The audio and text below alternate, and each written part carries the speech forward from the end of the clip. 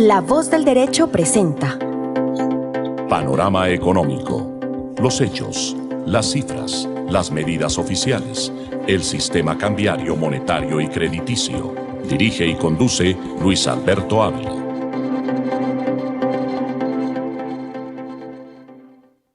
Bienvenidos a Panorama Económico con la dirección general del doctor José Gregorio Hernández Galindo. Hoy estaremos con ustedes Alejandro Velandia, Jimena Charri, Alberto Ávila, en el Control Master Santiago Millán. Y pues desde luego iniciamos con los temas internacionales de este análisis que hacemos semanalmente de los temas económicos más importantes, y pues desde luego un referente es los subsidios al desempleo que Estados Unidos tiene para asignarle a las personas que no tienen en un momento determinado la oportunidad laboral.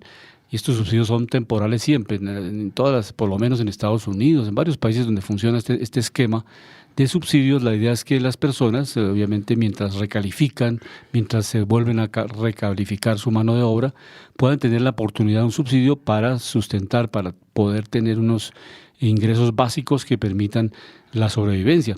Y ha caído en Estados Unidos estos subsidios, que es un indicador importante, lo cual quiere decir que la economía no entra en recesión, la economía norteamericana, y que es en este reflejo que disminuye el nivel de subsidios al desempleo, pues es un síntoma, por lo menos una forma de evidenciar que la economía norteamericana no ha entrado en recesión. Está en una etapa de desaceleración, pero naturalmente no está en recesión económica, y es un bien referente para América Latina, porque nosotros que tenemos un lazo comercial fuerte, integral, pues exportamos flores, exportamos café.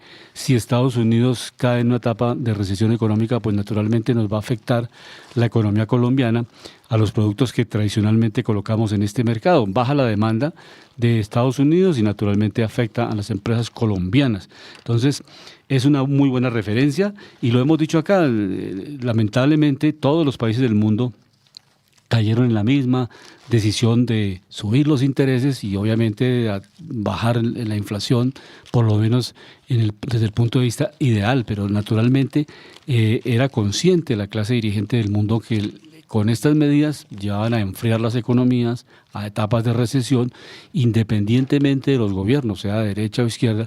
Si usted toma una medida económica que le genera, pues obviamente mayores costos a las empresas, mayores costos a las familias, y naturalmente la gente pierde posibilidades de demanda y cae la producción, pues naturalmente eso a veces se convierte en un círculo hasta de esta inflación. O sea, cae la producción y suben los precios, entonces las economías tienen unos desórdenes muy fuertes, y eso le está pasando por lo menos lo registramos en América Latina en varios países.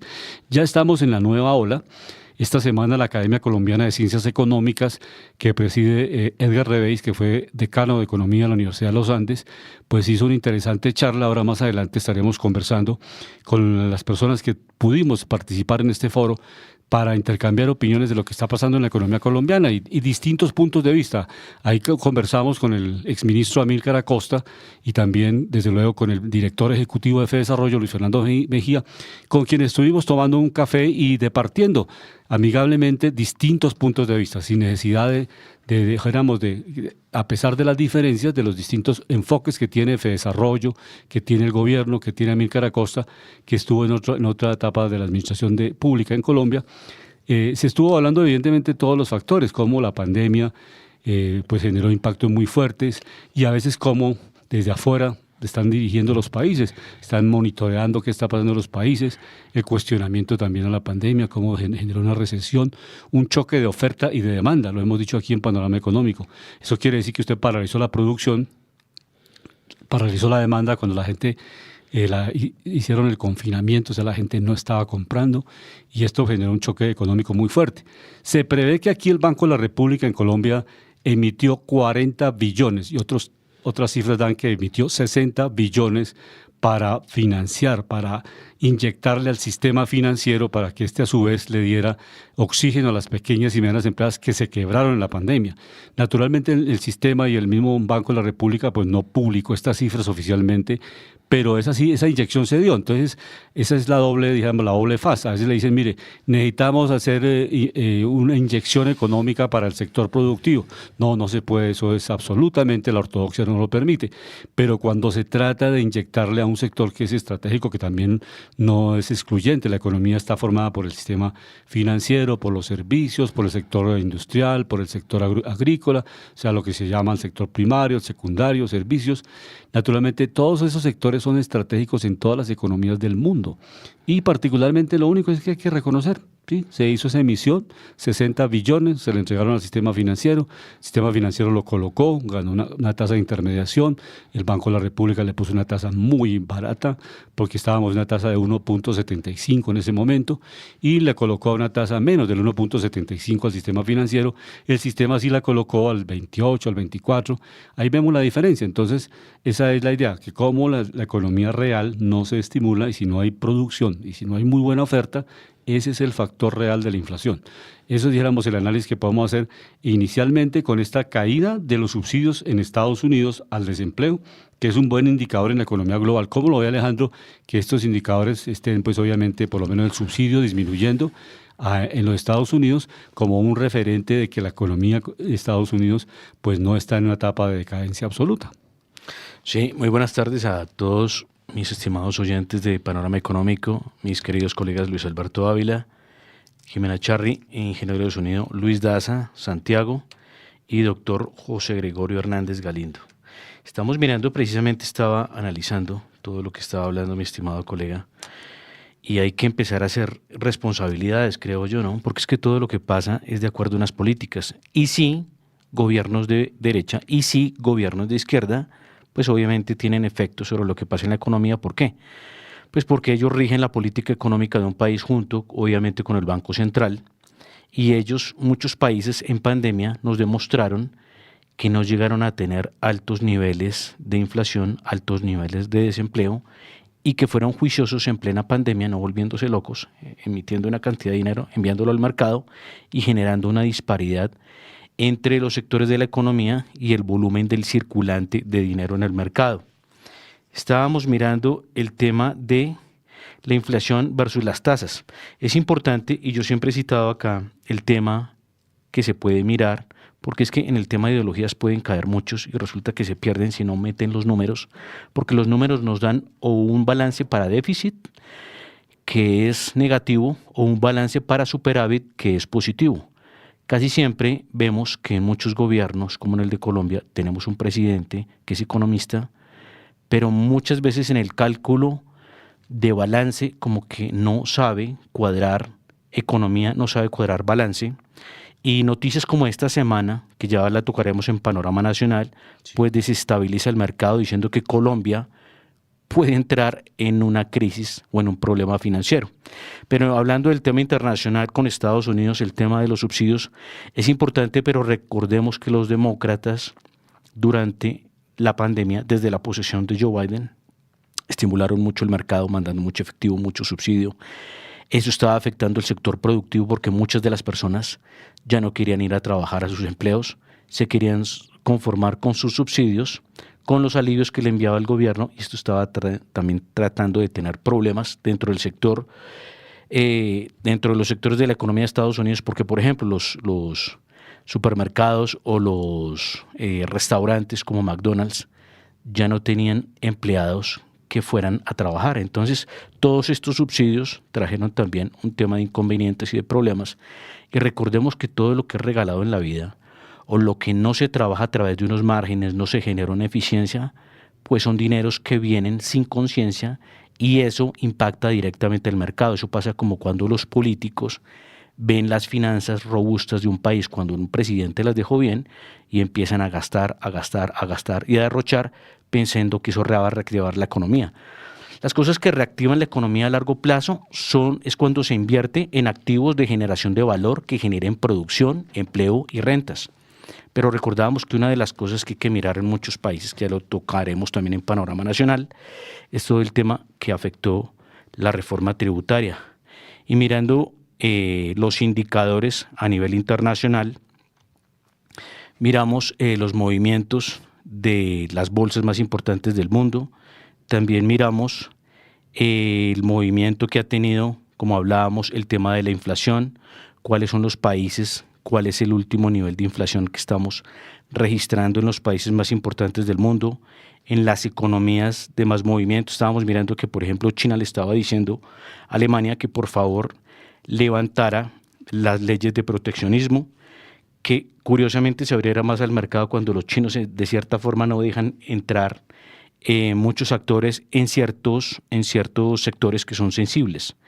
Entonces, aquí mirando, en el caso de economías, recordábamos cómo las más importantes del mundo, recordemos que por Producto Interno Bruto está Estados Unidos, después sigue China, recordemos que ya en tercer lugar, que venía Japón, ya se lo quitó Alemania, viene en tercer lugar, cuarto Japón, y de ahí sucesivamente viene India, Reino Unido, Francia y otras potencias.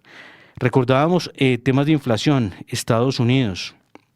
Estábamos mirando que, recordábamos, el año pasado venía con una inflación que venía desde el 9.1%, este año ya ha descendido mucho. Miramos dentro de esos indicadores que Jerome Powell, que es el presidente de la Reserva Federal de los Estados Unidos, le estaba diciendo al mercado que podría empezar a bajar tasas, también el gobierno, pero él estaba diciendo que estaba viendo también rebrotes y entonces estaba esperando los últimos datos indicadores para esperar qué estaba sucediendo. Recordemos que Estados Unidos viene del 3.4 y cae al 3.1. Esto, último dato de inflación. Vemos que Reino Unido pasa del 4, queda en el 4%. Arabia Saudita, recordemos, gran productor exportador de energía a nivel global, está en el 1.5 a 1.6%. Por ejemplo, este es de los países que fueron estratégicos en pandemia, ¿sí? Mire ese nivel de inflación que tiene, siendo que es gran exportador, gran productor, pero tiene una economía de cierta forma estable. Recordemos, inflación 1.6. Rusia nos gana a nosotros, que Rusia tiene muchos problemas. Rusia está en una inflación del 7.4%. Países Bajos, que también los llaman Holanda, pasa del 1.2 al 3.2%.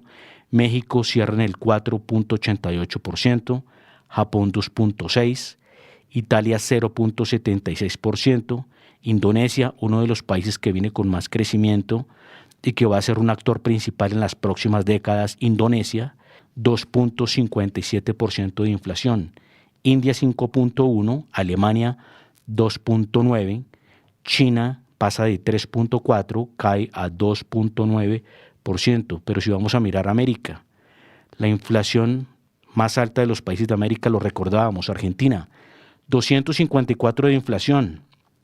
Siguen países como Venezuela, 107% de inflación, 107% de inflación, Cuba 31%, Surinam 29%, Haití 21%, Colombia le sigue 8.35%, venía del 9.28%. Y los países con más baja inflación de América, miramos a Costa Rica, que sigue inflación negativa, menos el 1.87%, Trinidad y Tobago 0.7% y el país del que hablábamos el programa anterior, Salvador, pasa del 1.23 al 1.21%. Sí, el Banco Central de Europa ha planteado la posibilidad de hacer 3 recortes de la tasa de interés en este año, de 25 puntos cada recorte. Es interesante que hay un freno especial ahí, particularmente por Alemania, que Alemania ha tenido un decrecimiento, una caída en el crecimiento económico. Y hay que explicarlo por qué, ¿no? 0.2%, sí. Porque mi estimado colega Luis Alberto, porque es que hay en esas decisiones que se tomaron, es donde cambió el rumbo de la economía. Entonces es interesante que lo explicáramos. Sí. Entonces le estaba comentando que el Banco Central Europeo tiene previstos 3 recortes de la tasa de interés. El Banco Central Europeo es la Reserva Federal de los Estados Unidos. El Banco Central es la expresión de la banca en la Unión Europea. Que maneja la política monetaria. La política monetaria y la política cambiaria. Y desde luego es como el Banco de la República aquí en Colombia. Es interesante saber que cuando se pierde el Banco Central, cuando una economía, un país pierde su moneda, pierde la soberanía monetaria y no puede hacer una política cambiaria ni una política monetaria autónoma, porque no tiene moneda propia. Si dolariza la economía, pues naturalmente pierde esa soberanía monetaria para poder en un momento determinado estimular exportaciones devaluando la moneda o revaluándola en el caso de que tenga otra situación de emergencia económica. Entonces, en el caso particular, uno de los temas que ha tratado el profesor Joseph Stiglitz en alguno de sus libros sobre la posibilidad de la crisis de la Unión Europea hace referencia a eso, que digamos, la moneda única no ha podido disminuir la simetría de los países. Inicialmente, cuando se constituyó la Unión Europea, uno de los países que tenía mayores rezagos económicos era Portugal y España, y se dieron unos fondos especiales de la Unión Europea para que España y Portugal se pusieran a actualizar tecnológicamente y productivamente para poder competir y estar más o menos en una etapa similar a Alemania, a Francia y a otros países como el Reino Unido, que hizo parte de la Unión Europea, para poder integrarse de manera más simétrica, o sea, que fueran países más iguales. Esa razón es la que lleva ahora a que todas las economías y los bancos centrales están reconociendo que un gran instrumento para reactivar sus economías es empezar nuevamente una etapa, ya no como lo hicieron después de pandemia, cuando hubo un crecimiento económico contractiva, sino una etapa expansiva. O sea, bajan la tasa de interés para que nuevamente empiecen a desarrollar proyectos de inversión, proyectos de infraestructura que genere crecimiento económico y salgan de unos lentos desarrollos que ha tenido en el caso de Alemania. Eso es lo que explica básicamente por qué estos países tienen un bajo crecimiento y lo están haciendo la misma política monetaria, o sea, una política expansiva que le permita menos tasas de interés, más oferta monetaria y que permita reactivar empresarialmente estos países. Y también el tema de la tributación, ¿no? Porque no lo dejan ver en el resultado que los países más competitivos, con más crecimiento y más libertades económicas, son los que han modificado su sistema tributario. Y ya que estamos hablando de la zona euro, mi estimado Luis Alberto, ¿se acuerda de ese grupo del PIGS, no? Sí. Portugal, Italia, Irlanda, Grecia y España. Sí. Usted nombró algunos. ¿Y por qué les daban plata? Pero porque es que son desorganizados, son derrochones, tienen un gasto público desbordado y gran parte de ese gasto público no va a la inversión. Y tenían un rezago tecnológico. O sea, pero no también, sí, pero mire que también van no a la... tienen una base industrial igual a Alemania. Sí, pero también van, pero mire que los alemanes son muy juiciosos en el tema de finanzas públicas. Alemania siempre, en cabeza de Angela Merkel, se lo dijo a España, a Italia, a Grecia, a Portugal, a Irlanda: dejen de ser derrochones con el gasto público y aprendan a generar un aparato productivo eficiente. Una de las cosas que hizo caer a Alemania los últimos 2 años, en cabeza de Olaf Scholz, que es el nuevo canciller, fue las decisiones que tomó él y la Unión Europea con respecto a Rusia. Recordábamos que Rusia le vendía el petróleo y el gas a buenos precios internacionales a Alemania de la zona euro. Recordamos que Alemania, como es gran productor industrial, transformador de materias primas y elaboración de máquinas y muchos más productos de manufactura, pues obviamente ellos demandan mucha energía. Si la energía dentro del componente de la fabricación y elaboración es a bajos costos, pues obviamente los márgenes son altos. Lo mismo yo por eso hablo de la tributación, porque es que los países ya no lo han demostrado hasta las expotencias coloniales como Francia, Portugal, Holanda, pero más que todo Portugal, que fue de las potencias que más se cayó, España, que cuando son muy derrochones, pues no hay economía que lo sostenga, porque lo que les da eficiencia financiera y competitividad precisamente es el buen manejo de las finanzas públicas. ¿Y qué es el buen manejo de las finanzas públicas? Pues que el gobierno sea inteligente con el gasto. Y hay algo de lo que decía mi estimado colega, que es importante reactivar la economía, pero a través de que vayan dineros es directamente a la producción, para que después de la producción haya que vender. Haya sobreproducción, y al haber sobreproducción, obviamente al haber mucho volumen de productos en el mercado, pues tienden a ceder los precios. Y ahí ya es cuando es interesante ya dar crédito a las personas, pero ya en ese segundo paso, para que puedan adquirir, pero primero es la producción, ¿no? Y también generar, como lo decía, pues buenos márgenes tributarios para que seamos competitivos a nivel internacional. Porque si aquí en Colombia hay un productor que va a competir, si aquí están pagando el 35% de impuesto a las empresas, y si va a competir contra una empresa que está en un país que le cobran el 15%, pues obviamente pues quién va a ganar, ¿no? ¿Y qué es lo que hacen las empresas a nivel global?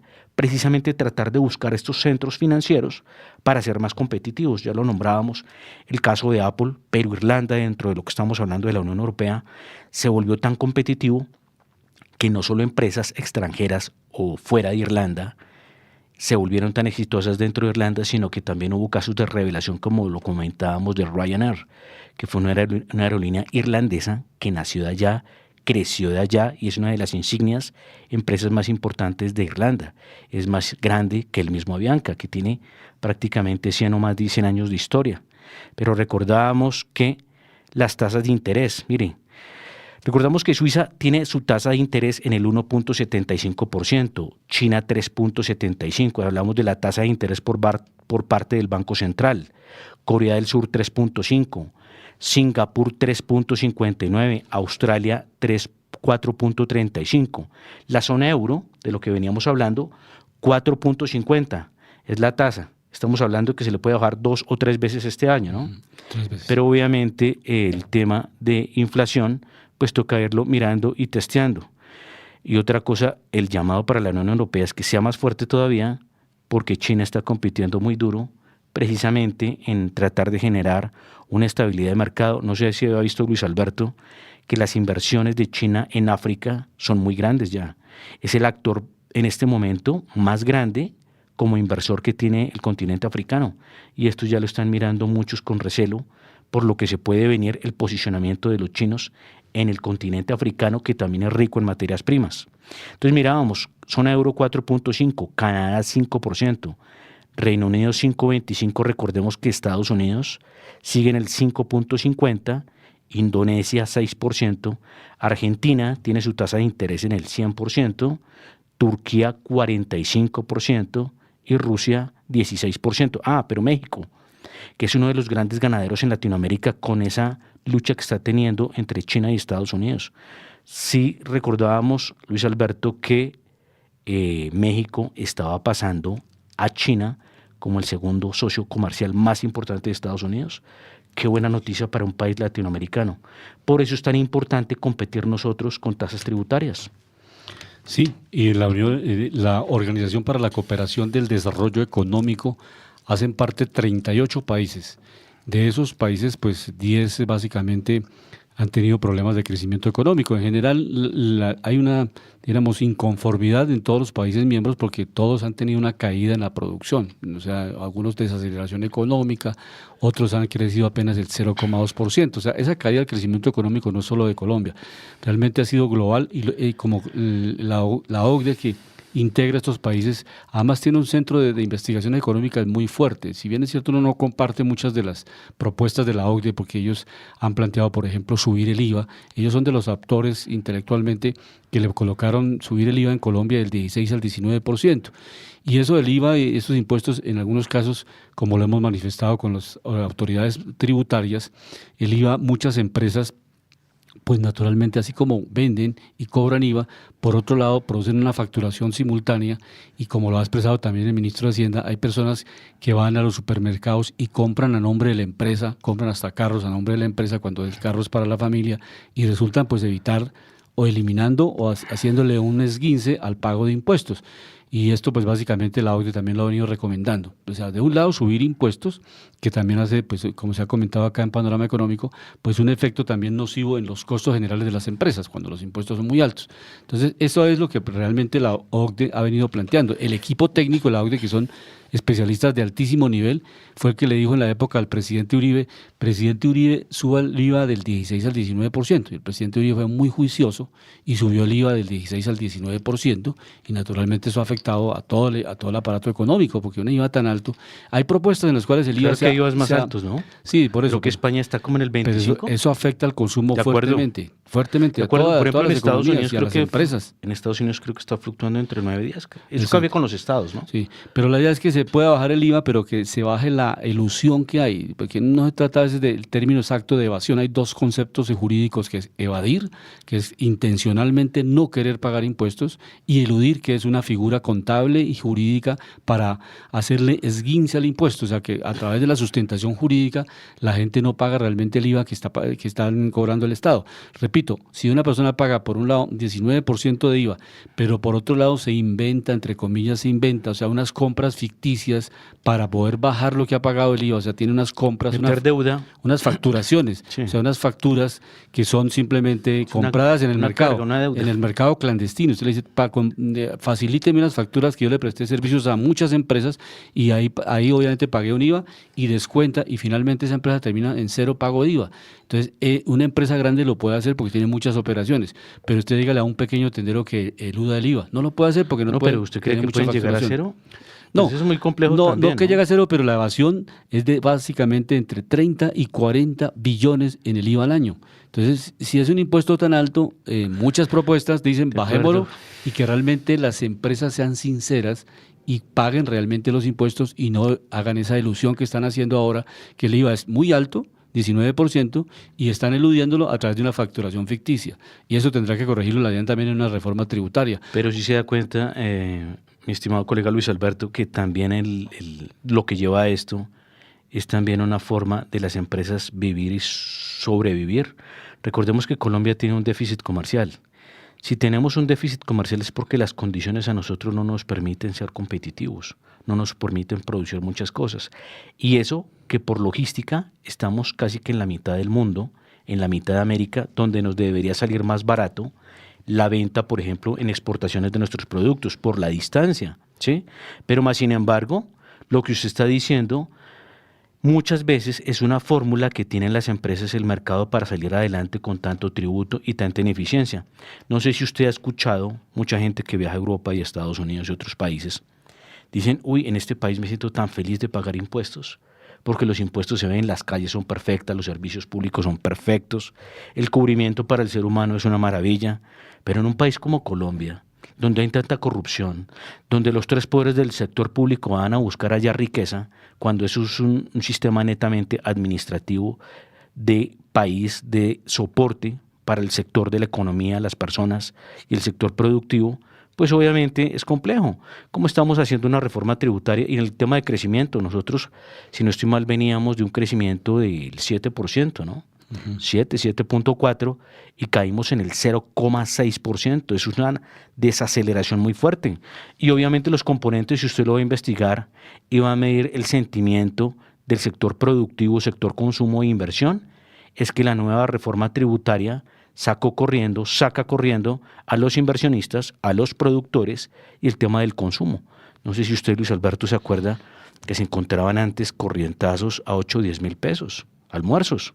Sí. Hoy en día la gente va a buscar y son mínimo 14, 18, 22, 24 mil pesos. ¿Sí? Sí. Entonces, por eso el control de la inflación es tan importante. Miramos dentro de nivel internacional, hablando del crecimiento trimestral de los países de América, los últimos datos. Estados Unidos, 3.3%, venía de 4.9%. Argentina venía, mire, buen dato. Argentina venía de menos 2.84 de crecimiento trimestral a 2.72. Pasó de negativo a positivo, fenomenal. Honduras de 1.8, 1.6. Salvador de 1.2 a 0.66. Eso hablando de trimestral, crecimiento trimestral.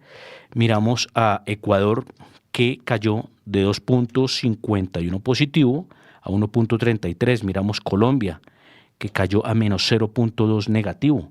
Por eso fue que la economía colombiana cerró en 0.6 positivo, pues casi entramos en recesión, ¿no? Entonces es importante ver que si el país de verdad quiere buen desarrollo y todo, yo diría que debería hacer otra reforma tributaria donde levante todo el castigo y las restricciones que se hicieron en la última al tema de las rentas, las utilidades, los dividendos y ganancias ocasionales. Perú, Reino Unido, el Reino Unido está en recesión económica, Perú está en recesión económica, Japón está en recesión económica. La OCDE tiene una estadística del 0,4% de crecimiento de las empresas. Pero vamos también a conectarnos con Los Ángeles, allá en California, con Jimena Charri, para que nos comente, Jimena, pues obviamente primero cómo está por allá la temperatura, no solamente la temperatura económica, sino la parte ambiental. Y además de eso, el tema del fallo de la Corte Suprema de Alabama, que hace referencia a que los embriones pues si las personas, los laboratorios no lo manejan bien y se pierde un embrión, esto puede tener una demanda penal y ahí viene el debate universal de la concepción. O sea, la concepción es Estamos hablando de los embriones que se usan para el desarrollo, los que los congelan, la reproducción, ¿cierto? sí, la reproducción de Pues los para seres que la humanos. gente entienda de qué estamos Sí, los hablando. embriones que se congelan en laboratorios para Que las mujeres los congelan para después de hacer la respectiva reproducción de la raza humana. después de ciertos años, ¿no? Sí. Eso lo hacen las mujeres ya es por el tema de Sucedió un vejez. caso específico que se le cayó a un señor los embriones en el laboratorio y se reventaron, se acabaron, pues obviamente se pierden, porque si salen, tienen una temperatura de menos 40 Claro. grados para poder tener la conservación. Y si no hay una muy buena manipulación y trazabilidad de esos embriones, pues se pierden. Y la familia de los dueños de esos embriones demandaron a ese laboratorio. Y ese es el concepto que nos va a dar Jimena esta tarde. Bienvenida a Panorama Económico, Jimena, acá en La Voz del Derecho. Muy buenas tardes para nuestros queridos oyentes de Panorama Económico aquí en La Voz del Derecho.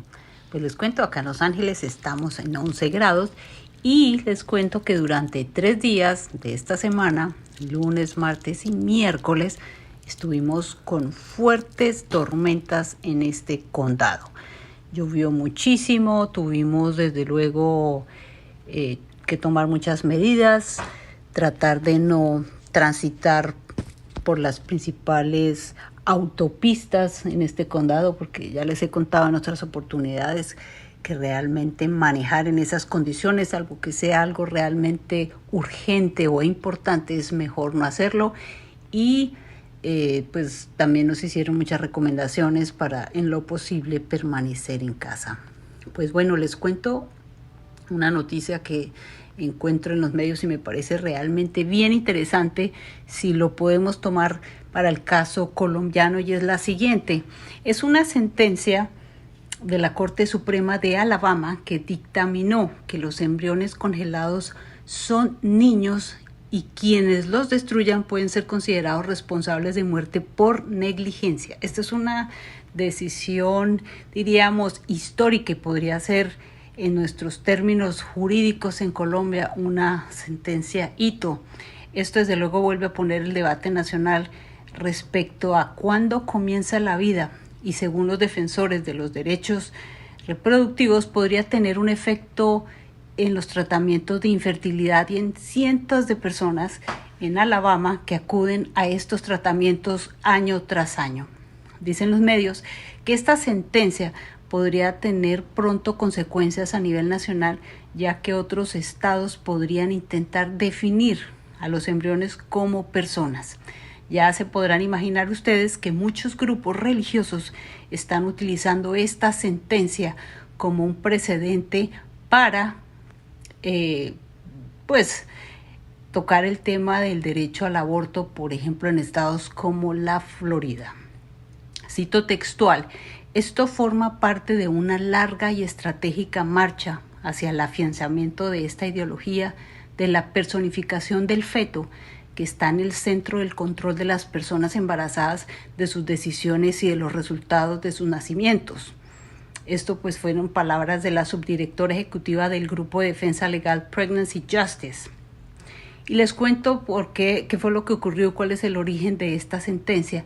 Pues miren, les cuento que al parecer un paciente del hospital de Mobile, donde se almacenaban los embriones congelados, entró en la clínica de fertilidad a través de una puerta que al parecer no era muy segura y sacó varios embriones de la sala de criogenización. Según la sentencia de la Corte Suprema del Estado, la mano del paciente se quemó por congelación debido a las temperaturas, desde luego, extremadamente bajas, y por estas temperaturas súper bajas, como acabo de mencionarlo, a las que se almacenaban los embriones, el paciente los dejó caer al suelo, dicen ellos, matándolos, según se menciona en la sentencia. Los padres presentaron una demanda por muerte por negligencia. El tribunal desestimó sus pretensiones al considerar que los embriones criogenizados in vitro implicados en este caso no encajan en la definición de persona o niño según la sentencia, Pero la semana pasada, en un sorprendente decisión de la Corte Suprema, esta discrepó señalando que los niños extrauterinos o niños no nacidos situados fuera del útero biológico están en momento de su muerte. Son niños y están cubiertos por la ley de homicidio culposo de un menor en este estado. Entonces, esta sentencia, desde luego, se podrán ustedes imaginar todo el debate jurídico que hay en torno a ello, y a lo cual pues les pregunto a ustedes cómo ven si esta sentencia se toma en cuenta en Colombia para futuras sentencias y casos que pudiesen presentar, dónde inicia la vida y dónde termina. ¿Qué opinan ustedes, Alejandro? ¿Qué opina Alejandro del tema? Yo pienso que sobre ese tema es importante invitar a un médico científico, ¿sí?, que se encargue de esta especialidad para que nos pueda abrir esa profundidad realmente, qué es el embrión, en qué etapa está, cómo es el manejo médico que se le da y también qué se puede hacer, ¿no? Porque obviamente estos temas ya es un manejo humano sobre el mismo tema de la vida, ¿no? O sea, ya no es un tema natural. Entonces me parece que es importante pues mirar primero los científicos, cómo es el manejo de esto, cómo nos lo explican, para poder tener una profundidad en estos análisis. Pero mi estimado Luis Alberto, cerrando con panorama internacional, acá vemos dentro del mercado internacional más importante en el mundo, que es la bolsa del New York Stock Exchange, que es la bolsa de los Estados Unidos en Nueva York. Miramos a sus tres índices que son los más importantes del mercado. El Dow Jones hoy cierra levemente positivo 0.26% en los 39.172 puntos. Miramos al Nasdaq, si bien que agrupa las tecnológicas, este cierra en 0.30% a la baja, cerrando en los 17.952 puntos. También miramos el Standard & Poor's 500, que agrupa a las 500 más representativas del mercado, lo vemos cerrando en los 5.092 puntos, cerrando levemente el 0.11% positivo. Y mirando el índice dólar, que es tan importante que recordemos que el índice dólar mide al dólar con respecto a las 6 monedas de referencia de cesta en el mercado, ¿no?, que son las principales, las favoritas, como son el euro, el yen, la libra y muchas otras.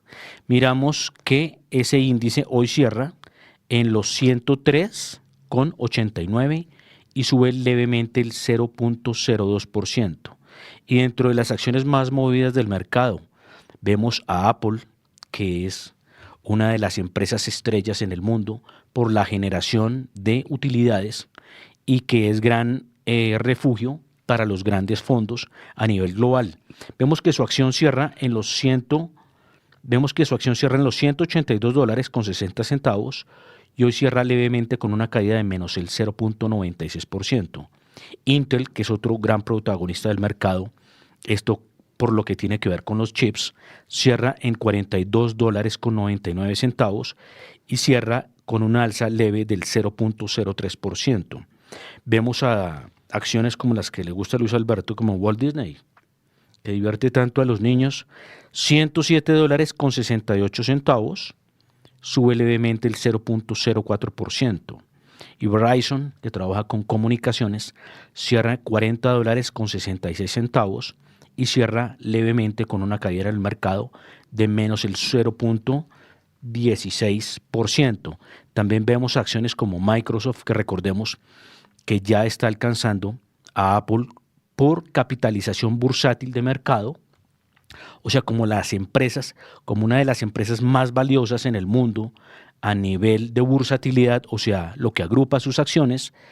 Hoy está cerrando los 410 dólares su acción con 12 centavos y esta también cae levemente el 0.37%. También estamos mirando materias primas que ya las veremos aquí en Panorama Nacional, pero con esto cerramos mercado internacional y también un recuerdo a las otras bolsas más importantes. Miramos la bolsa de Tokio. La bolsa de Tokio, a través de su indicador Nikkei, hoy sube fuerte 2.19% y cierra en los 39.098 puntos. Y en Londres, que últimamente lo sigue Luis Alberto, El FT 100, el indicador en Londres, en la bolsa de London, hoy cierra 0.28% al alza en los 7.706 puntos. Iniciamos Panorama Nacional con un evento que comentábamos al inicio del programa que hace referencia a la Academia Colombiana de Ciencias Económicas. Allí estuvimos con el ministro de Hacienda, Ricardo Bonilla, y en ese panorama de integración, de visiones de país, porque evidentemente en el plan de gobierno, en la campaña electoral y ahora en la ejecución de las políticas que ha implementado este gobierno, pues él reconoce que en el mundo dentro del año 2040 tendremos ya una restricción total en el caso de la Unión Europea para los vehículos de gasolina o diésel. Solamente podrán circular vehículos eléctricos. ¿Para qué año? Para el 2040 es el propósito. Europa. Y la idea es que los países tienen que prepararse. Comentábamos en ese foro que igualmente, como lo ha hecho Emiratos Árabes, que siendo una potencia petrolera tiene ya diversificación de su economía, o sea, está buscando nuevas alternativas. De acuerdo, pero si se da cuenta que sin castigar su industria. Sí, sin castigar. Entonces, escuchemos al ministro de Hacienda en esta intervención, Ricardo Bonilla, argumentando cómo está la economía colombiana, que estamos en un año de vacas flacas, porque definitivamente no está, y muchos países están pasando por esa etapa, pero que estaba prevista. O sea, los analistas todos dijeron, el año 23 no puede ser, el año 24 no puede ser un año de los mejores, porque la situación económica después digamos, del incremento del rebote que dimos después de la pandemia, tuvimos un crecimiento muy bueno. El rebote, crecimiento. Y eso lo dieron en muchos países del mundo, sea el gobierno de izquierda o derecha, se dio esa recuperación económica. Fue rebote fuerte 2021 y rebote más fuerte, pero con menos fuerza 2022. Exacto. ¿No? Entonces 2023 viene ya un descenso y pues obviamente leve, pero en 2024. Pero escuchemos al ministro de Hacienda en estas declaraciones que tuvimos la oportunidad de compartir con el director de FEDesarrollo y también con el exministro Amílcar Costa. Pero escuchemos inicialmente a Ricardo Bonilla. Arriba. Hasta que finalmente la inflación también llegó a su cumbre. La inflación más alta la tuvimos en el mes de marzo del 2023. Ahí fue la oportunidad de decir, estabilicemos las tasas, ya no van a seguir subiendo. Miremos cómo se comporta la inflación y comenzamos a pensar en qué momento se baja. Pero el objetivo del banco se cumplió, se enfrió la economía. Esa es la razón por la cual tenemos entonces en el 2023 una caída profunda de la demanda.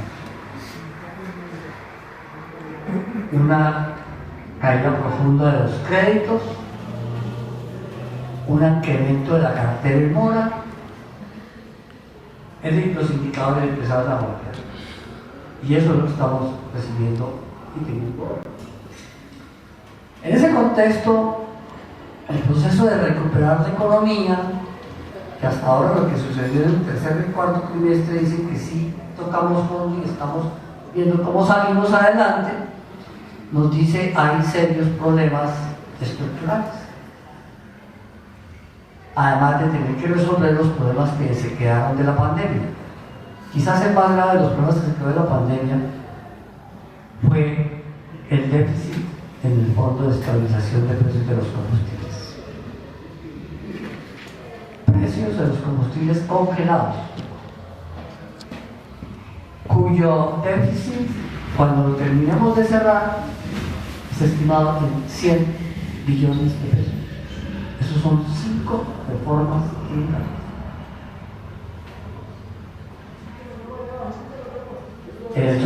El déficit del 2022 fue de 37 billones de pesos. Se pagó del presupuesto nacional en el 2023. Si no, teníamos el sector quebrado. Si no se hubiera procedido con eso. Pero eso implicó simultáneamente que en la perspectiva de mirar qué hacemos con la inflación, tocamos el precio de los combustibles, el precio de la gasolina. Si no hubiéramos tocado el precio de la gasolina, la inflación del 2023 no había terminado en 9,28 como terminó, sino había terminado alrededor de 7,3. 2 puntos por favor. Siempre se había dicho, es que Colombia no bajó la inflación tan rápido como lo hicieron otros países. Entre otras cosas para decir, Este es un fenómeno que fue relativamente universal. En todos los países hubo crecimiento de la inflación, todos los países vivieron la pandemia, todos los países vivieron la recuperación y muchos países están en procesos de bajar más rápidamente la inflación y por lo tanto los bancos centrales actúan más rápidamente para bajar las tasas. Colombia quedó en un terreno en el cual la inflación no ha bajado a la velocidad que se quería y el Banco Central quedó en el terreno de mantenerla estable, la tasa de intervención, hasta que finalmente se demostró que la inflación sí comenzaba a bajar y tomó la decisión en el mes de diciembre de bajar 25 puntos la tasa de intervención. Esa es la situación. Y ya regreso al tema. ¿Qué más nos dicen los datos del DANE? Que se enfrió la demanda, pero el dato más elocuente y grave, que disminuyó esencialmente la formación bruta de capital fijo. Y entonces nos enfrentamos a uno de los fantasmas reales que tiene el país. Que el país nunca pudo construir una política de ahorro estable. Y esa política que no pudo construir de ahorro estable hoy se ve reflejada claramente en esos indicadores. Y por lo tanto tampoco tiene el estímulo de la inversión. Pero además, ¿qué fue lo que realmente cayó en la inversión bruta de capital fijo? El factor más importante fue la reducción de inventario. En el 2023 se realizaron buena parte de los inventarios que se habían acumulado en el 2021 y 2022. Y eso es particularmente cierto en vivienda. El Estado colombiano tiene en términos de política de vivienda otorgar subsidios. Y son dos subsidios. El subsidio a la cuota inicial y el subsidio a la tasa de interés. Y en el 2023 se entregaron, dice la ministra de Vivienda, alrededor de 70.000 subsidios. Este es el análisis que se hace en la Academia Colombiana de Ciencias Económicas sobre el estado de la economía colombiana y los antecedentes. O sea, todo tiene que analizarse de dónde venimos, para dónde vamos, cuáles son las tendencias, las posibilidades. Escuchemos al director de Fedesarrollo, a Luis Fernando Mejía, que también hace un análisis de la economía colombiana, Pero para que en perdón, ese contexto hagamos los tres escenarios para que nos alcance el tiempo, quedan 5 minutos o 10. Sí, pero entonces se nos olvida, después pasando los otros audios, hay una cosa que hay que decir acá, que, o sea, un ministro de Hacienda lo eligen en el cargo es para tomar decisiones y acciones positivas para que saque la economía adelante. Pues no por nada el ministro de Hacienda hace parte de muchas juntas directivas de gran parte de activos estratégicos de la nación como Ecopetrol, por ejemplo.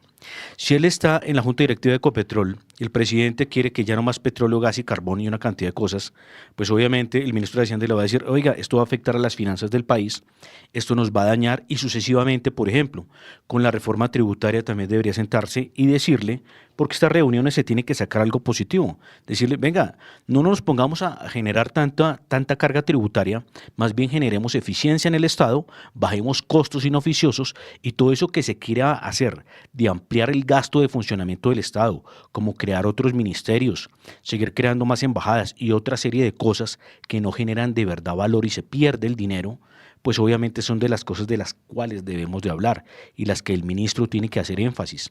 Y cuidar los activos productivos como lo hablábamos, Ecopetrol, hay que seguir dando los permisos, hay que seguir ayudándola para que se vuelva una empresa más robusta, más fuerte. Recordábamos que ISA, que es una transportadora eléctrica, Luis Alberto, ¿sí? Imagínense si Colombia se pusiera a incrementar mucho la fabricación y el uso de termoeléctricas para poder vender energía a través de ISA con todo el carbón tan maravilloso que tenemos que es térmico a Centro y Suramérica. Imagínense los ingresos para la nación. Sería una maravilla. Entonces, por eso es importante hacer esos comentarios y dejar en análisis cuál ha sido el juicio de este gobierno en el tema fiscal, tanto cómo se usan los impuestos y la eficiencia que se genera a través del recaudo. Y para escuchar otro punto de vista, que es el sector privado, Fedesarrollo, que es un centro de estudios patrocinado por todo el sistema financiero, el director ejecutivo Luis Fernando Mejía, que él fue director de planeación del gobierno del presidente Santos y ahora está en la dirección ejecutiva de FEDesarrollo. Escuchemos a Luis Fernando presentando propuestas también, no solamente haciendo análisis, sino presentando propuestas de qué puede hacer el gobierno para la reactivación económica. Estamos escuchando los distintos puntos de vista, presentar sector propuestas, privado, ¿no? sector privado, sector público, porque aquí en Panorama Económico escuchamos a todos los gremios, a los productores, a los comercializadores. Esa es la idea. Escuchemos a Luis Fernando Mejía, director de FEDesarrollo. Sujetos de crédito, sujetos de subsidio, va a ser muy importante. Ahora bien, yo sugeriría al ministro también eventualmente pensar si es posible, sé que la disponibilidad presupuestaria es limitada, eventualmente como un plan contracíclico volver a revisar el tema de los subsidios a la vivienda media, que no son progresivos, naturalmente, pero sí que mueven el PIB. Porque la pregunta que hacía el ministro, ¿por qué los subsidios que estamos dando no están moviendo mucho el PIB? Pues realmente parte de la explicación, la dio el ministro, la ejecución financiera va contra de pronto stock de viviendas que ya están construidos. Otra parte es que incluso si la vivienda se construye, las viviendas de interés territorial tienen un impacto muy limitado en el sector. Realmente las que más impactan son las de vivienda media y vivienda alta, así que valdría la pena revisar. Entonces yo creo que el tema de la ejecución va a ser crítico. El tema de resolver cuellos de botella en sectores como la infraestructura, acabo de mencionar el tema de los peajes, va a ser muy importante, el tema de vivienda, los subsidios, la suficiencia y la focalización va a ser clave. Y también algunos elementos que han generado cierto ruido, por ejemplo, en el sector minero energético, algunas decisiones o anuncios, ni siquiera decisiones que podrían eventualmente tener de alguna manera un impacto no positivo, no favorable en las decisiones de inversión de quienes hoy en día están en sectores. Desde el punto de vista del tema fiscal, y con esto cierro mi intervención, va a ser un año difícil. Yo sé, ministro, que usted va a estar aquí rigiendo en este 2024 porque los pronósticos de ingresos van a ser más bajos, ya se ratificó, se sinceraron las cuentas en el plan financiero reciente. Estamos como al límite, más lo que el ministro contaba, eso que usted llamaba estas cuentas que no aparecían como deuda. Cuando yo estaba en el 10 o 20 años los llamábamos los esqueletos que aparecían en el nuevo gobierno. Ahora un anuario que parecía un esqueleto, una cuenta por pagar que nadie había tenido en sus cuentas. Pero más allá de eso, yo creo que, digamos, las cuentas como están hoy en día lucen razonables desde el punto de vista de los supuestos macro importantes, pero si se logra con las estrategias que ha planteado el gobierno y el ministro en la charla de esta tarde, y se logra reactivar tanto la inversión pública como la inversión privada, podríamos no solamente tener sorpresas positivas en materia de crecimiento, que sería un logro muy importante, porque además sabemos que el crecimiento es la fuente fundamental de la generación de empleo, sino que también sería muy importante para garantizar ese cumplimiento de la regla fiscal. A medida que la economía tenga un dinamismo superior al estimado, eso no solamente directamente impacta el recaudo, porque obviamente hay una relación directa y estrecha entre el crecimiento económico y el recaudo que recibe el gobierno por los diferentes impuestos, directos e indirectos, sino que también cuando se mide la deuda, que es el indicador fundamental de sostenibilidad, deuda pública sobre PIB, si el PIB nominal crece más rápido, pues naturalmente eso empieza a disminuir ese nivel de deuda pública. Así que ahí creo yo que está este reto fundamental, crecimiento económico, cómo tomar medidas para impulsar especialmente la inversión pública y privada, cómo mantener el cumplimiento de la regla fiscal y fundamental, cómo mejorar la ejecución, no solamente desde el orden nacional, hay que decirlo, sino también desde el orden territorial. Estamos con nuevos alcaldes, gobernadores, que llegan con todo el impulso para poder ejecutar, diseñar sus planes de gobierno, es un proceso de aprendizaje, y ahí ese apoyo desde el gobierno nacional, especialmente en aquellas entidades territoriales con menor capacidad institucional, va a ser fundamental para que también se ayude al crecimiento económico. Muchísimas gracias por...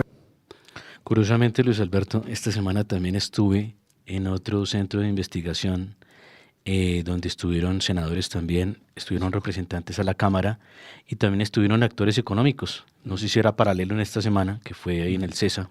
Sí, hay muchos eventos en la precisamente, semana. pero ¿sabe qué es lo que me gustó? Que ellos son datos muy técnicos, que no se ponen con tanta tanta ideología ni tanta historia, sino que van es a los números, ¿sí? Entonces estaban hablando precisamente de lo que estaba hablando el director de DF de Desarrollo, el tema de la regla fiscal.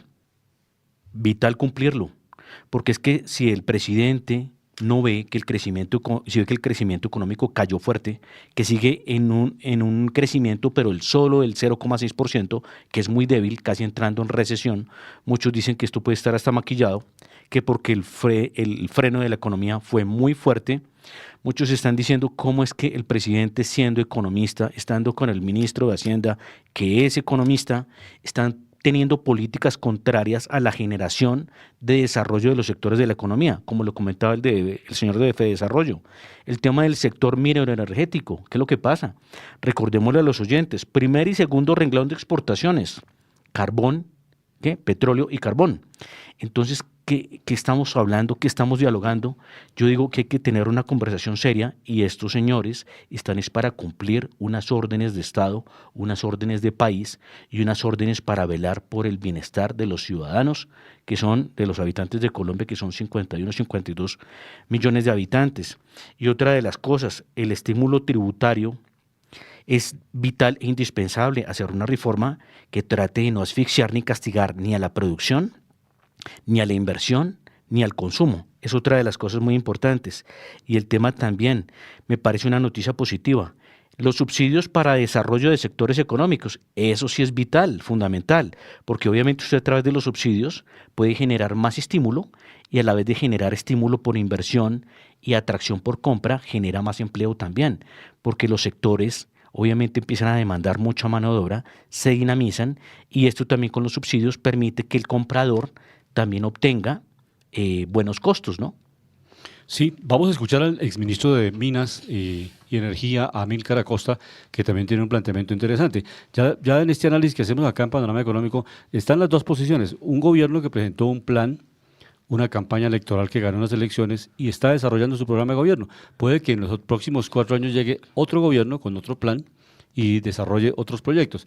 Ahora bien, lo de la reforma tributaria va a ser complicado en el Congreso porque tiene que consolidarse nuevamente una mayoría parlamentaria para que se logre pasar y aprobar los proyectos, porque los proyectos los aprueba el Congreso y no los gobiernos. Los gobiernos presentan las propuestas.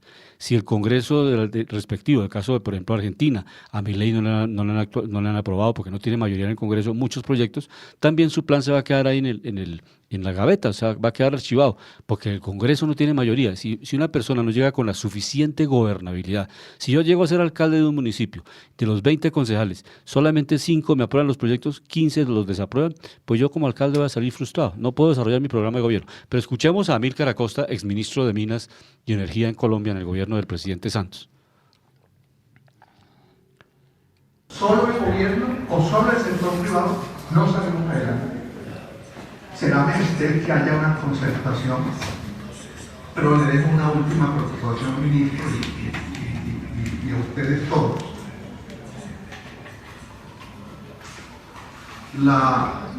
Hace rato en Colombia se llegó a la conclusión